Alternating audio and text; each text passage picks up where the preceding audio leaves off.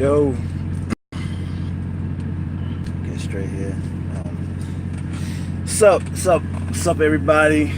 Yo, once again, I'm gonna do a short little video, just some things that I just wanted to point out about the Cowboys 28 season. As you see the title, some key weaknesses of the 2018 season of the Cowboys that we really gonna have to watch for. And while things are still turning, some other things are still turning up in my mind about our season.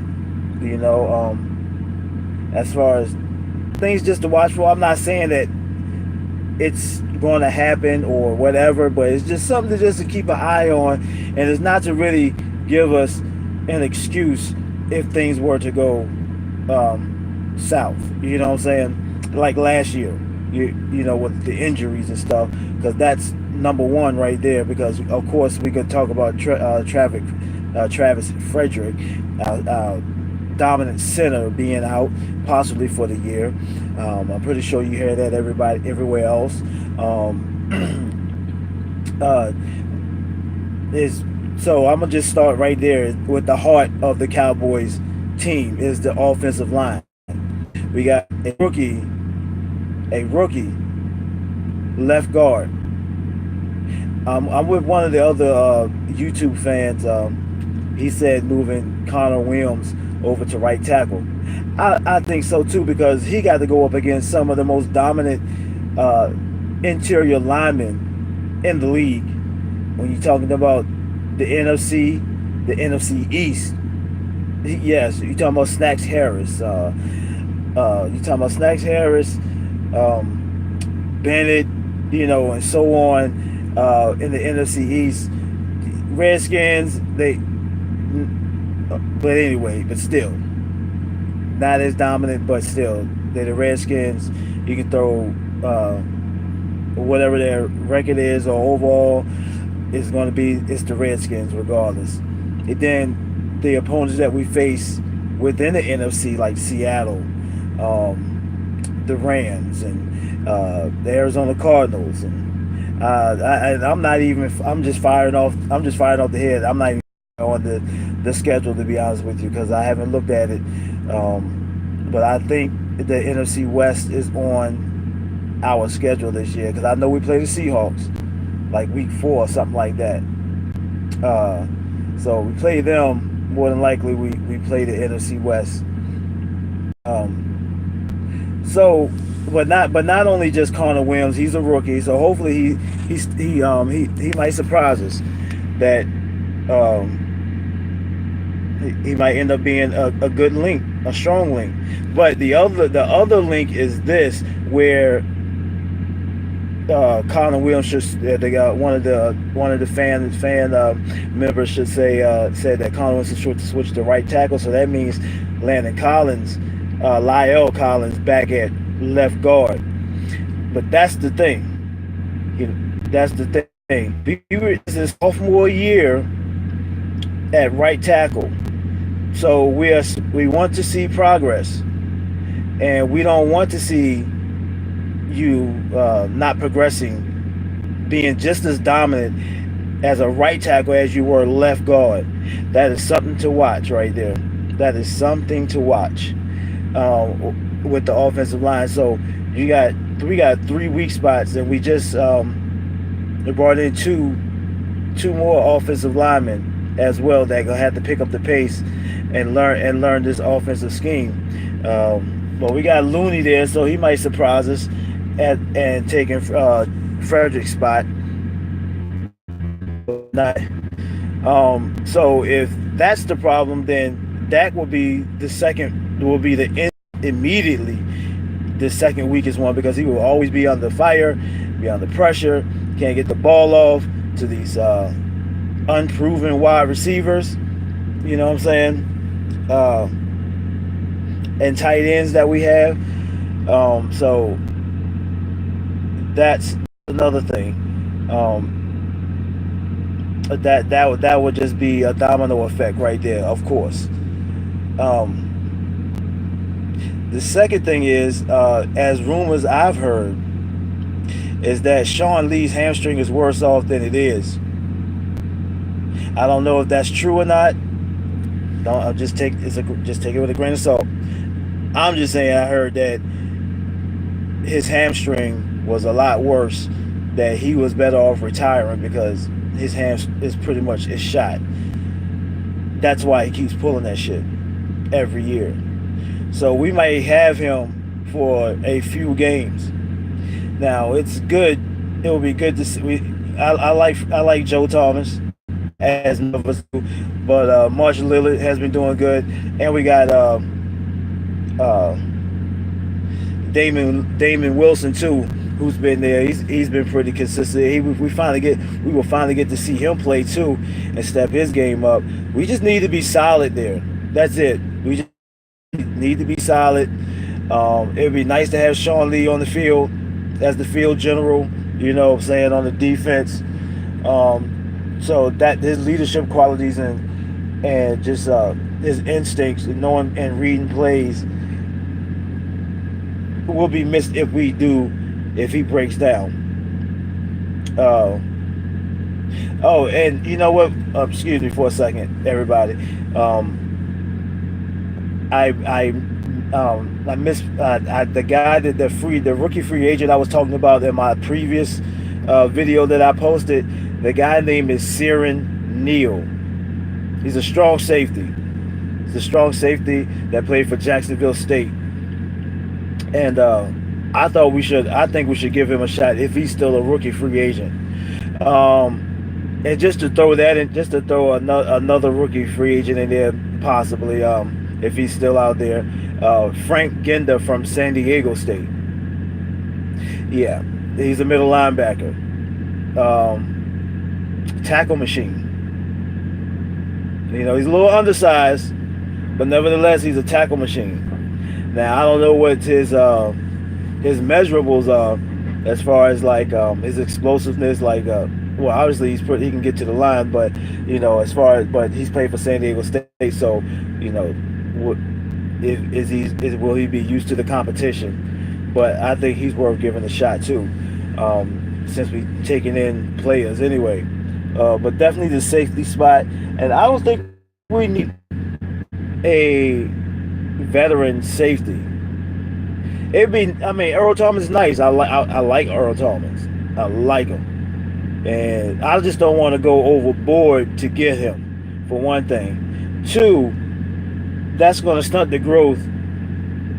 That's going to stunt the growth of our young core that we're trying to get to gel.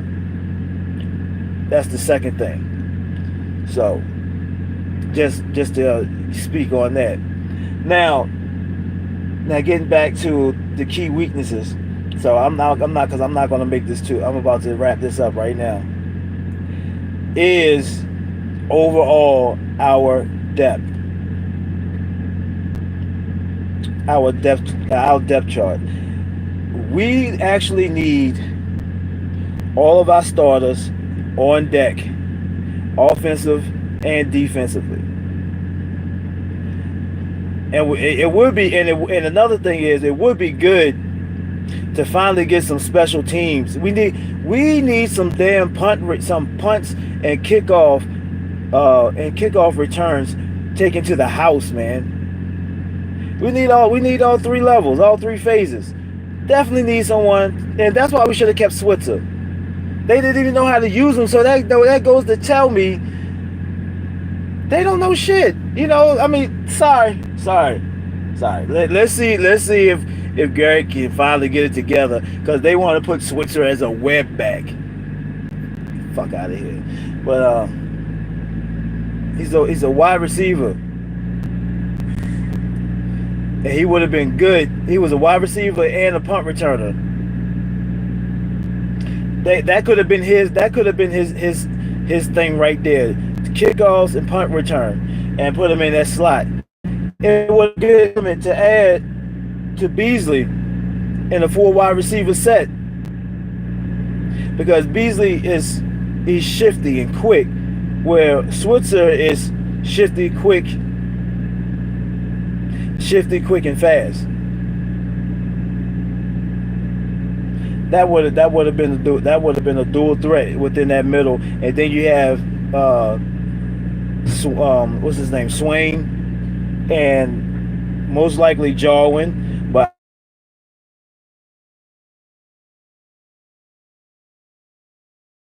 Um, but I think Rico has the upside. So I think they should let him go. Just let him go. Trade him for a fifth round, sixth round, seventh round pick. Or bundle up something like that. Make a Consider it a bundle package because we can't even trade away Chaz because he's not showing anything. So they don't have no choice but to cut him. It would have been nice if he showed some improvement from last year. That way we could cut ties with him and maybe get something back in return. That's the thing. That's the thing right there is having that depth. Like I said in one of my first videos when I first, like, earlier this year. Earlier this year, Facebook. I mean, I said Facebook, YouTube. Damn. When I first got on YouTube was like, we need to start finding. We got to continuously scout all the time, and maybe you don't find them in the rookie free agents, but we got to scout guys that are just free agents, or guys that have potential but never really gave the chance because maybe something happened or they had a bad injury, but they healthy now because they've been out of the league for like 2 years, but they're still young and still hungry, but it has a good upside. You can't don't let these guys throw away. If nobody else want them, we need to get them. You know what I'm saying? We need to get them because we need starters as our backups, potential starters as our backups that has the potential. So those are my key weaknesses. And I'm sorry, I was about to rant, so I was going on, and that's just my mindset on how I will be thinking that we need to scout continuously, man. So until we get some core guys, because they're the ones that really make the team. They're the ones that really help set the culture too, because they're hungry. You know what I'm saying? That they want to play, and you got them for a reasonable price for the bare minimum.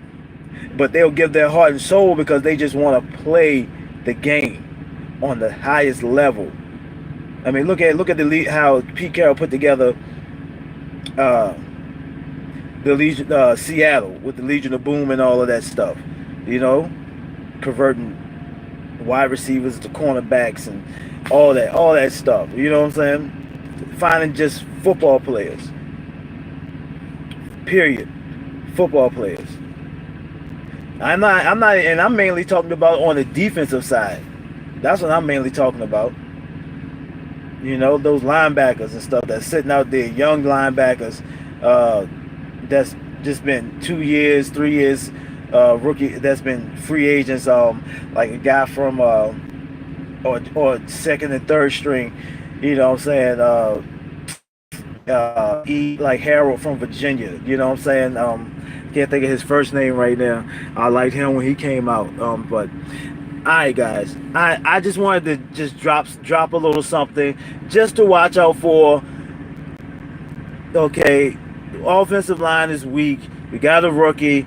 Collins got to step his game up because I want him to dominate the right tackle position. Because if you can hold up them two ends, you can let them guards let everything in the middle do their work. As long as they don't get beat up, as long as they don't get beat straight up the middle, they're fine. But them ends, they gotta hold their ground. That's real. Those tackles, they gotta hold it. So that, and really Sean Lee and depth, they are the main things. So, all right, everybody, go and lay down. Y'all have a good night, and it's only 11:30 in the morning. All right, peace.